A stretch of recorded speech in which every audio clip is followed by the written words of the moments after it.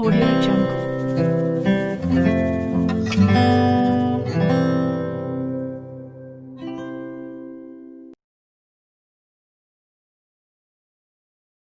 શ્રી હિરપરા કન્યા વિદ્યાલય કાલાવાડ વિદ્યાર્થી બહેનો લેક્ચરમાં હાર્દિક સ્વાગત છે. ધોરણ 12 વિષય મનોવિજ્ઞાન પાઠ નંબર 9 સંસ્થાકીય મનોવિજ્ઞાન. આ પાઠનો આજનો આપણો આ બીજો લેક્ચર છે. આજના લેક્ચરમાં આપણે સંસ્થાની વ્યાખ્યા અને સંસ્થાના કાર્યો વિશે સમજ મેળવીશું. આગલા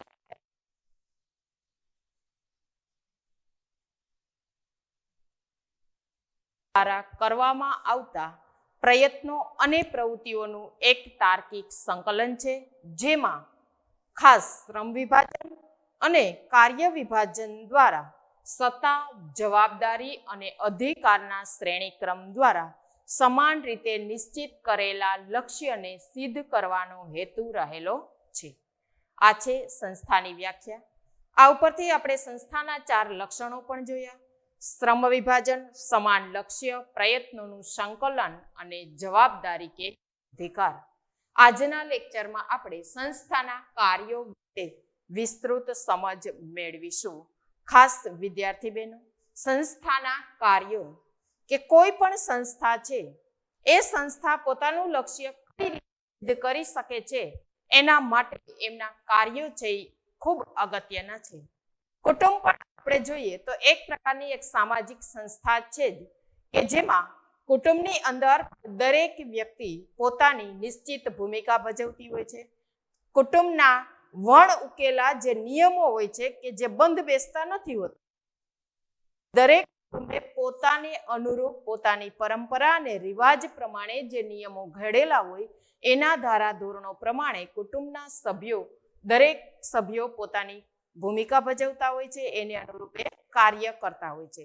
કોઈ વ્યક્તિ ગેરહાજર હોય તો એની ગેરહાજરીમાં અન્ય વ્યક્તિ કુટુંબની જવાબદારી સંભાળી અને કાર્ય કરતી હોય છે, અને એ દ્વારા કુટુંબ છે એ પોતાનું લક્ષ્ય છે એ સિદ્ધ કરે છે. એમ સમાજની અનેક સંસ્થાઓ છે એ પોતાનું લક્ષ્ય સિદ્ધ કરવા માટે કોઈને કોઈ પ્રકારના કાર્યો કરતી હોય છે.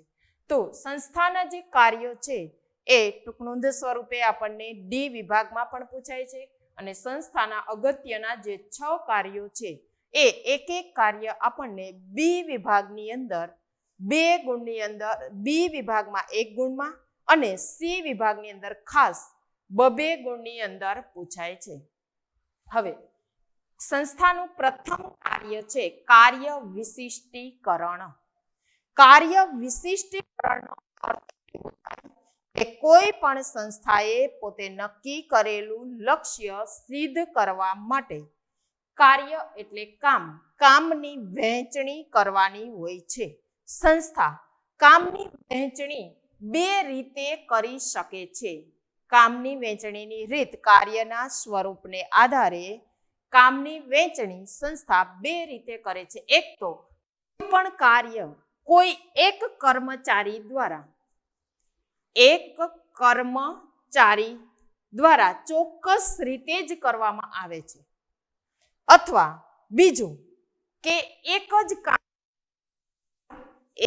કાર્ય ને અલગ અલગ કર્મચારીમાં વહેંચવામાં આવે છે. આનાથી શું થશે? તો કે આનાથી એ થશે, સંસ્થાએ નક્કી કરેલા લક્ષ્યની અંદર સંસ્થામાં કામ કરતા બધા જ કર્મચારીઓ જે તે કાર્યની અંદર નિષ્ણાંત થશે. 2 રીતે સંસ્થા કાર્યનું વિશિષ્ટીકરણ એટલે કામની વહેંચણી કરે છે. એક રીત એ છે કે એક કર્મચારી દ્વારા ચોક્કસ એક જ પ્રકારનું, ચોક્કસ ખાસ શબ્દ વિદ્યાર્થી બહેનો, એક જ પ્રકારનું ચોક્કસ પ્રકારનું કાર્ય એક જ કર્મચારી દ્વારા કરાવે છે.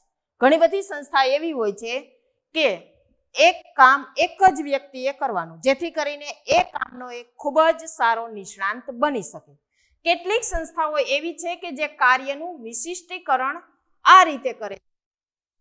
કામ એક છે, પરંતુ અલગ અલગ કર્મચારીઓને સોંપે છે, કે જેથી કરી અને બધા જ કર્મચારીઓ છે એ સંસ્થાના બધા જ કાર્યોની અંદર સારી એવી નિપુણતા પ્રાપ્ત કરી શકે. એટલે સંસ્થાનું પહેલું કામ છે કે કામ જે એમની વહેંચણી કરવી. એ વહેંચણી જે તે સંસ્થા આધારિત છે. સંસ્થા બે રીતે વહેંચણી કરી શકે છે.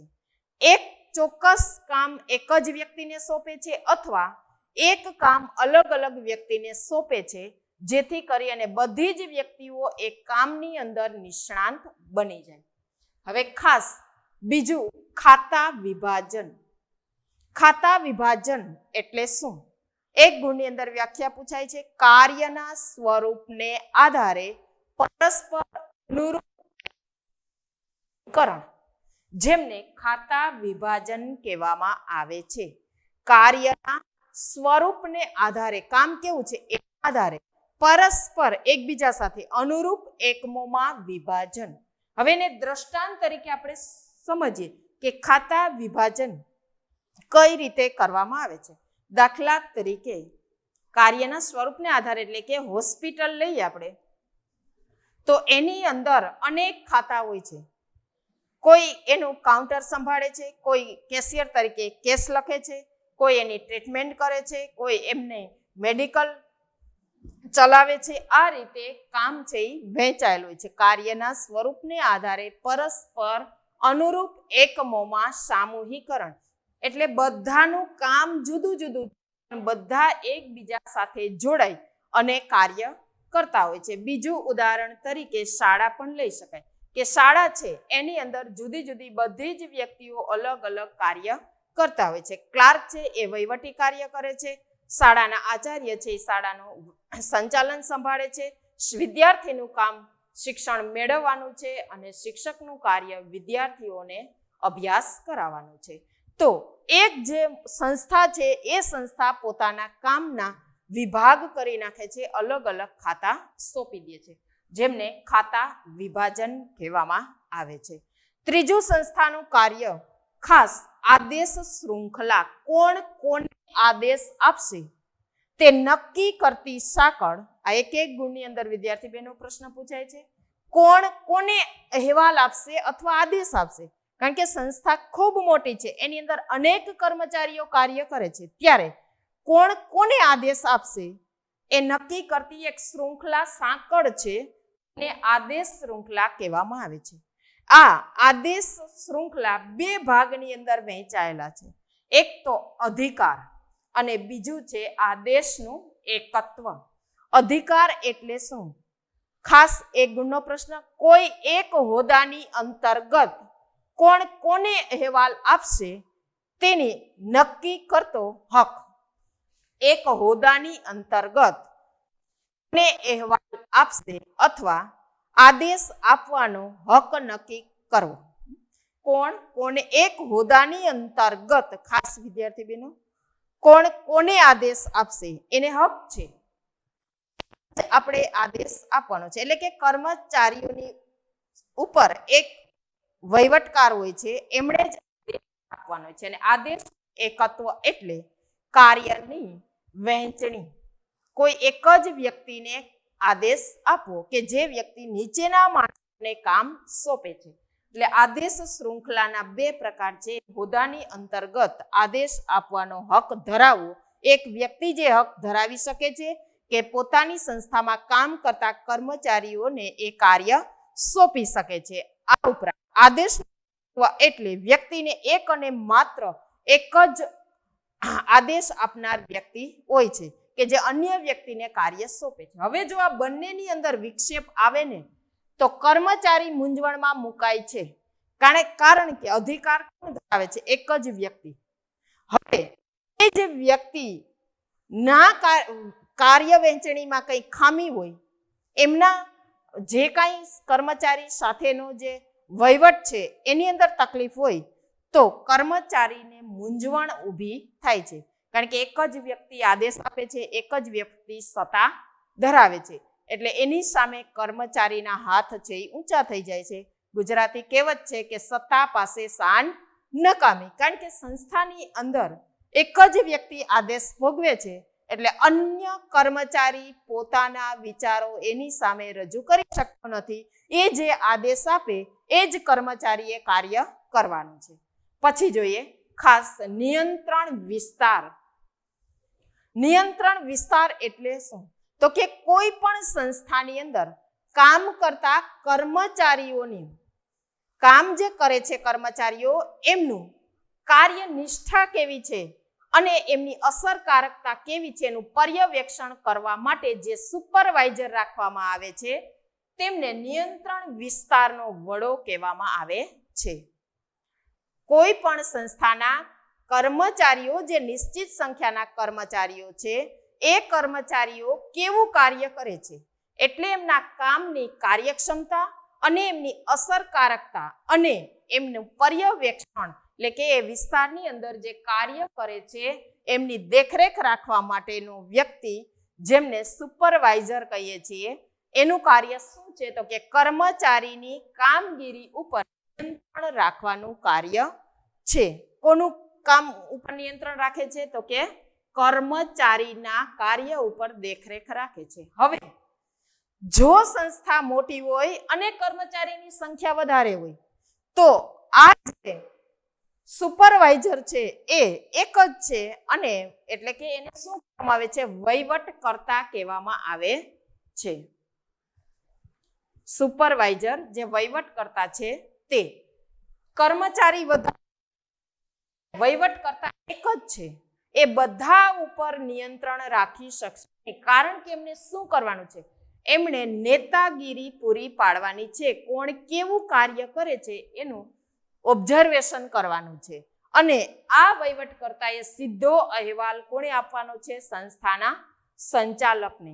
માટે જો સંસ્થાની અંદર કર્મચારીની સંખ્યા ઓછી હોય તો આ વહીવટકર્તાની અંદર પહોંચી શકશે, પરંતુ જો સંખ્યા વધારે હશે તો વહીવટકર્તા બધાની કામગીરી ઉપર દેખરેખ રાખી શકશે નહીં કારણ કે એમને નિયંત્રણ વિસ્તાર નક્કી કરેલા વિસ્તારની અંદર કામ કરતા કર્મચારીઓની ભૂમિકા ઉપર દેખરેખ રાખવાની છે.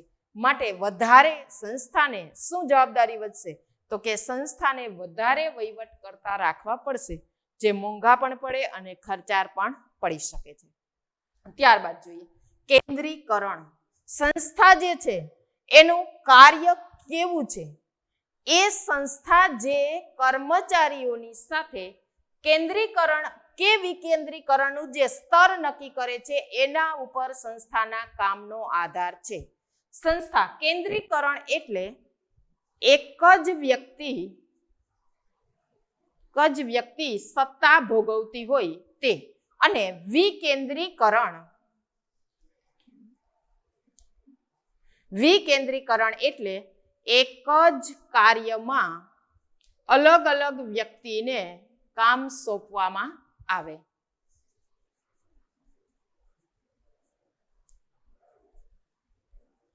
હવે સંસ્થાનું કાર્ય કેવું છે? સંસ્થા પોતાનું લક્ષ્ય કેવું સિદ્ધ કરી શકે છે? એ આ કેન્દ્રીકરણ અને વિકેન્દ્રીકરણની જે સ્તર છે એના ઉપર સંસ્થાનો આધાર છે.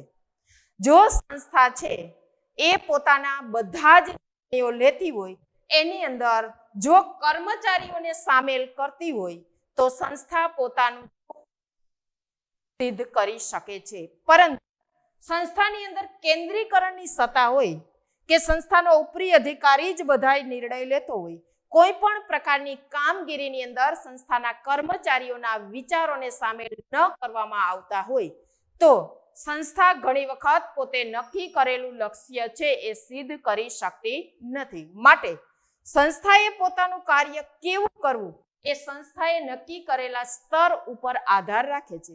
સંસ્થા બે પ્રકારના સ્તર ધરાવી શકે છે, એક કેન્દ્રીકરણ અને બીજું વિકેન્દ્રીકરણ. વિકેન્દ્રીકરણ એટલે તમામ પ્રકારના નિર્ણયોમાં બધા જ કર્મચારીઓના વિચારોને સામેલ કરવા, અલગ અલગ સમયે અલગ અલગ વ્યક્તિઓને સત્તા સોંપવી. અને કેન્દ્રીકરણ એટલે માત્ર નિર્ણયનો અમલ બધા કર્મચારીઓ કરવાનો છે. તો સંસ્થાના કાર્યનો આધાર આ કેન્દ્રીકરણના સ્તર ઉપર છે. બાદ ઔપચારિકરણ. ઔપચારિકરણ એટલે ચોક્કસ નિયમોના માળખામાં રહી અને કાર્ય કરવું.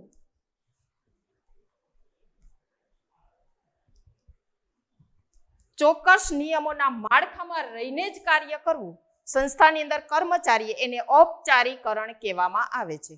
કારણ કે સંસ્થાના નિયમોને અનુસંધાને જ કર્મચારીઓએ ભૂમિકા ભજવવાની હોય છે. એ જ રીતે એમને કરવાનું હોય છે અને બધા જ કર્મચારીઓ માટેના સમાન નિયમો ઘડેલા હોય છે, જેને ઔપચારિકરણ કહેવામાં આવે છે. હવે ઔપચારિકરણથી ઘણી વખત સંસ્થાને ફાયદો પણ થાય છે કે જેથી કરીને સંસ્થા પોતાના લક્ષ્ય સુધી સારી રીતે પહોંચી શકે છે. કારણ કે બધા માટે સમાન નિયમો છે, સમાન માળખામાં રહીને કાર્ય કરવાનું છે, સમાન શૈલીથી કાર્ય કરવાનું છે. અને ઘણી વખત સંસ્થાને આ ઔપચારિકરણથી હાનિ પણ થાય છે કે જેથી કરી અને સંસ્થા પોતાનું લક્ષ્ય છે એ સિદ્ધ કરી શકતી નથી. કારણ કે લાભ સંસ્થાના ઔપચારિકરણથી કર્મચારીને લાભ એ થાય છે કે પોતાને ગમે તે વર્તન કરવાની એમાં છૂટ નથી અને ગેરલાભ એ થાય છે કે કર્મચારી કોઈ પણ પ્રકારની સ્વતંત્રતામાં ભોગવી શકતો નથી. ઔપચારિકરણથી સંસ્થાને લાભ પણ થાય છે અને ગેરલાભ પણ થાય છે. એ જ રીતે કર્મચારીને પણ લાભ થાય છે અને ગેરલાભ પણ થાય છે. ગમે તે રીતે કર્મચારી સંસ્થા સાથે સંકળાયેલો છે એટલે વર્તન કરી શકતો નથી. એ સંસ્થાને લાભ થાય છે. બીજો ગેરલાભ શું થાય છે તો કે કર્મચારીને ગેરલાભ થાય છે કે કર્મચારીની ઘણી વખત આવડત છે, કર્મચારી ઘણા બાબતમાં સાચો પણ છે, પરંતુ કર્મચારીએ સંસ્થાના ચોક્કસ નિયમોના માળખામાં રહીને જ કામ કરવાનું છે. માટે પોતાની રીતે કોઈ નિર્ણય લેવાની, પોતાની રીતે સંસ્થાની અંદર કાર્ય કરવાની કે પોતાની રીતે વર્તન કરવાની એમને સ્વતંત્રતા મળતી નથી. આમ સંસ્થાએ લક્ષ્યને સિદ્ધ કરવા માટે આ 6 પ્રકારના ખાસ અગત્યના સૌપ્રથમ કાર્યો કરવાના છે. કાર્ય વિશિષ્ટીકરણ ખાસ વિદ્યાર્થી બહેનો 2 રીતે કરવામાં આવે છે. કોઈ એક કામ એક જ કર્મચારી પાસે કરાવવામાં આવે અથવા એક કામને અલગ અલગ કર્મચારીઓ પાસે કરવામાં આવે. ખાતા વિભાજન કે કાર્યોના સ્વરૂપના આધારે પરસ્પર અનુરૂપ એકમોમાં સમૂહીકરણ કરવું જેને ખાતા વિભાજન કહેવામાં આવે છે. આદેશ શૃંખલા કોણ કોને આદેશ આપશે તે સંસ્થા 2 રીતે નક્કી કરે છે. એક છે અધિકાર અને એક છે આદેશનું એકત્વ.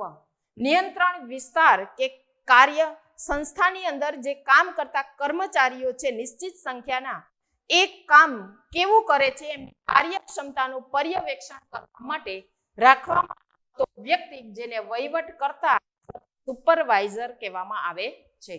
કેન્દ્રીકરણ સંસ્થાનું કાર્યનો આધાર સંસ્થાના સ્તર ઉપર નક્કી થાય છે. સંસ્થા કેવું સ્તર નક્કી છે, કેન્દ્રીકરણ કે વિકેન્દ્રીકરણ. અને સંસ્થાએ નક્કી કરેલા નિયમો અને માળખામાં જે કર્મચારીઓ કામ કરે છે એને કહેવામાં આવે છે એનું ઔપચારિકરણ.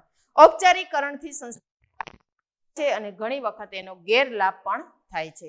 તો આપણે આજે સંસ્થાના કાર્યો વિશે સમજ મેળવી. આવતા લેક્ચરની અંદર સંસ્થાના પ્રકારો વિશે સમજ મેળવી